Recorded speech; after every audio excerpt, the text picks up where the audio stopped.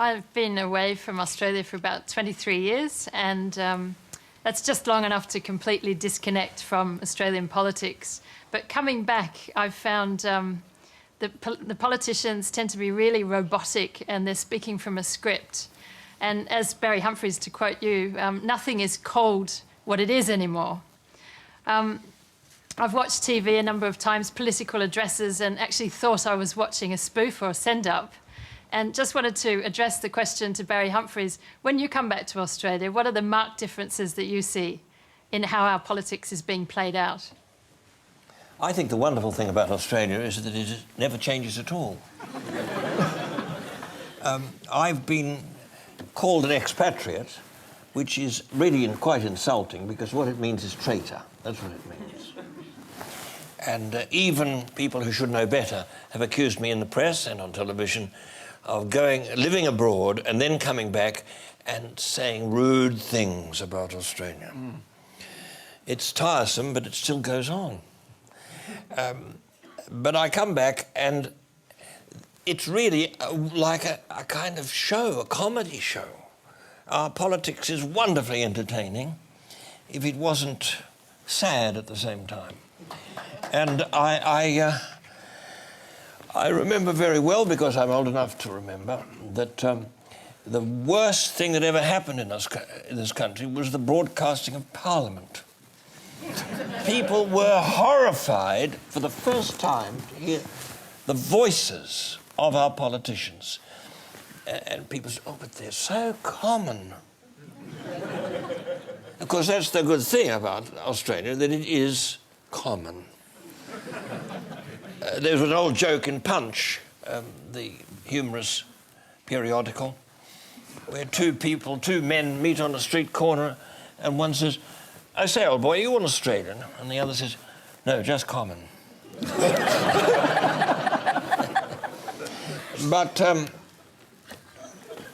I can't say much more, except... That's almost enough for an Australian editorial on its just on its own.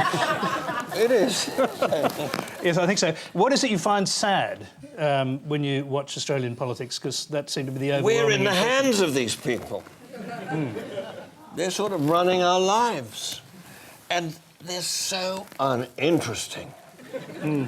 That's the worst thing about them. They're not all bad. No, the ones who win are not very nice, are they?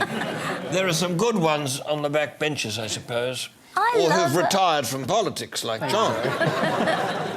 I love Tanya Plibersek and Penny Wong. Oh, do you? I think they're gorgeous.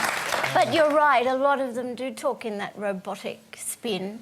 Occasionally there's someone dreadful who doesn't talk in the spin but says the most appalling things, like, what's that, Senator Bill Homophobe? But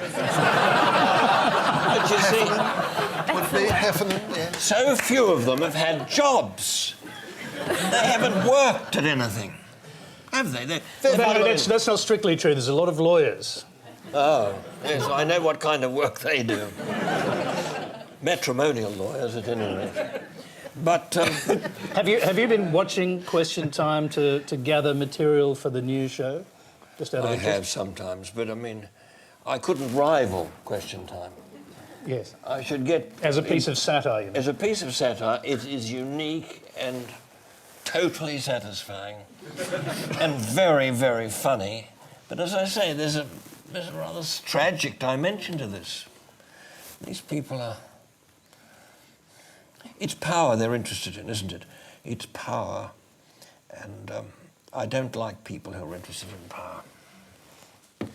Miriam, well, actually, let's go to someone who was interested in power that just sort of eluded your grasp, I must say. John Hewson, your thoughts about current politics? I mean, listening to this, I mean, it's reflected, obviously, on this panel, but on many other panels that we've had and in the audience among questioners.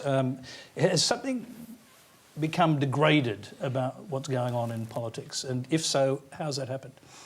Well, essentially, they're trying to win the 24-hour media cycle. And so everyone is repeating the same sort of messages from each side because, as they say, they're staying on message. They're keeping their message focused and saying very little and certainly not governing the country. Miriam, do you have any thoughts? I mean, you want to become an Australian, you're watching what's going on here. I do watch what's going on, and I do think that there's a certain puniness about all politicians around the world, actually. I'm looking at my own country, England, which is, you know, bereft of intelligence at the top. I like Julia Gillard. I think she's fascinating, and because I'm on the left, I would support her anyway. I can't bear the other little fellow.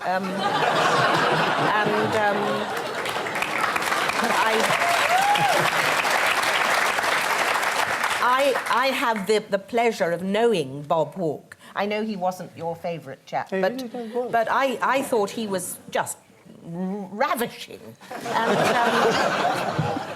And there's nobody quite like him now, and I think I would have loved somebody like that in Parliament. But you are a lesbian, you know. Well, it's not a final.